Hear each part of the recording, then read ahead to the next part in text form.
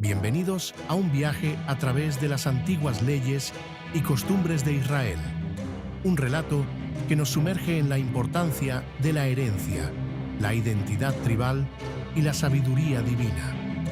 Hoy exploraremos una fascinante historia que se desarrolló en las estepas de Moab, un momento crucial en la formación de la nación israelita, donde la justicia y la preservación del patrimonio familiar se entrelazaron bajo la guía de Moisés.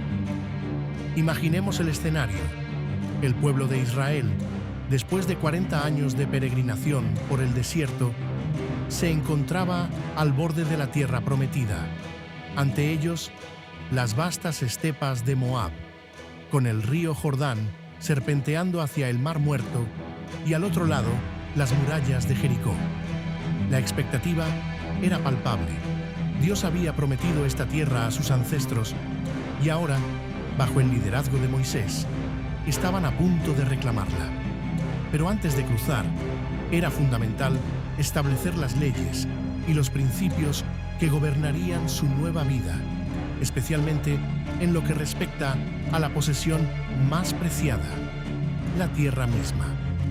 En la sociedad israelita, la tierra no era simplemente una propiedad, era una herencia divina, un vínculo tangible con la promesa de Dios y con la identidad de cada tribu y familia.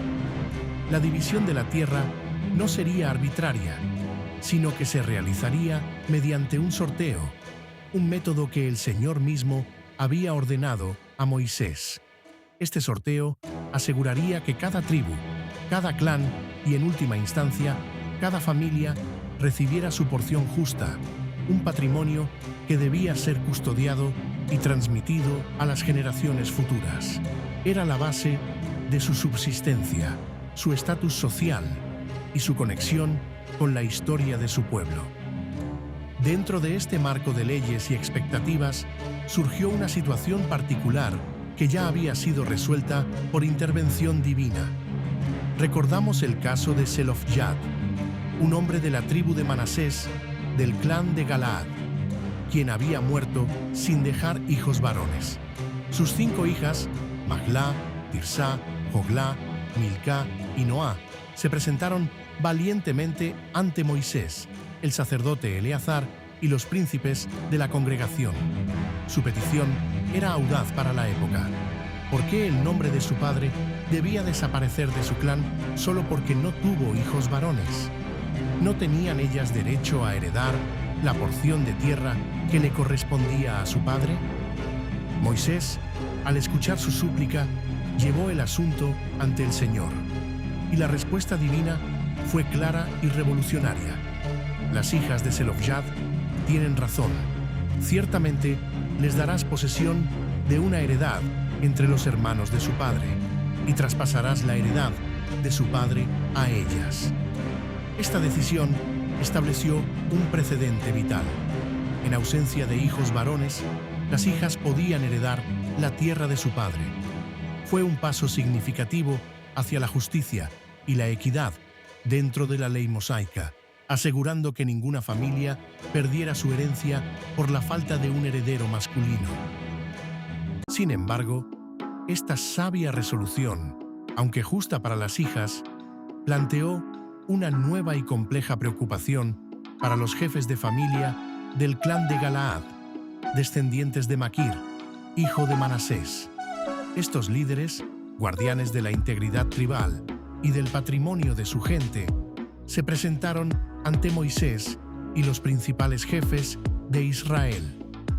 Su inquietud era legítima y se basaba en una profunda comprensión de las implicaciones a largo plazo de la ley de herencia. Su argumento era el siguiente: si las hijas de Zelofhad, ahora poseedoras de una herencia en su tribu, se casaban con hombres de otra tribu de Israel, ¿qué sucedería con esa tierra? Lógicamente, al casarse, la herencia de ellas se uniría a la de sus maridos y, por extensión, a la tribu de sus maridos. Esto significaría que la porción de tierra que originalmente pertenecía a la tribu de Manasés y específicamente al clan de Galaad sería sustraída y pasaría a otra tribu.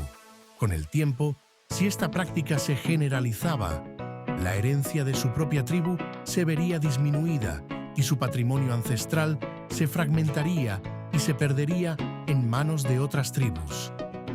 Los jefes de Galaad no solo pensaban en el presente, sino también en el futuro lejano, específicamente en el año del jubileo. Cada 50 años, la ley del jubileo establecía que todas las tierras vendidas o hipotecadas debían regresar a sus dueños originales o a sus familias. Era una ley diseñada para prevenir la acumulación de tierras y asegurar que el patrimonio familiar permaneciera intacto a lo largo de las generaciones. Sin embargo, si la herencia de las hijas de Zelofhad pasaba a otra tribu a través del matrimonio, en el año del jubileo, esa tierra no regresaría a la tribu de Manasés, sino que se consolidaría permanentemente con la tribu a la que se habían unido las hijas. Esto representaba una pérdida irreversible para el patrimonio de Galaad. Ante esta nueva y compleja situación, Moisés, una vez más, se encontró en la posición de mediador entre el pueblo y Dios. La preocupación de los jefes de Galaad era válida y ponía de manifiesto una laguna en la ley que necesitaba ser abordada. La sabiduría de Dios no solo se manifestaba en dar leyes, sino también en ajustarlas y perfeccionarlas para garantizar la justicia y la estabilidad de la nación.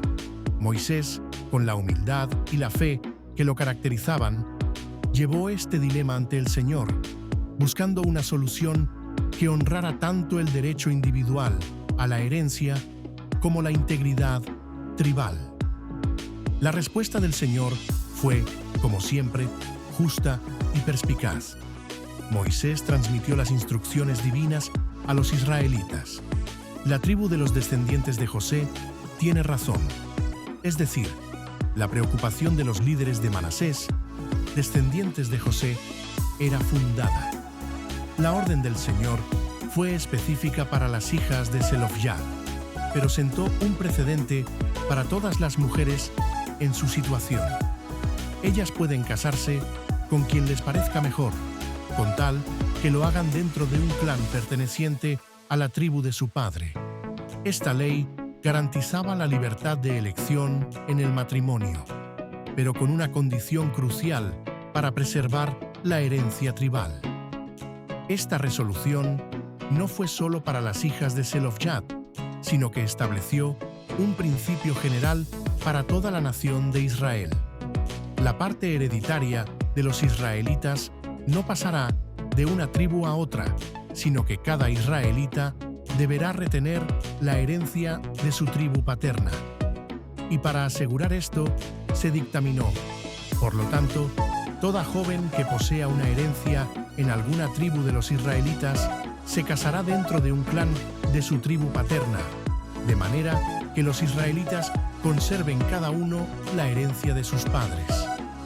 Esta ley era fundamental para mantener la estructura tribal, la identidad y la estabilidad económica de cada una de las 12 tribus.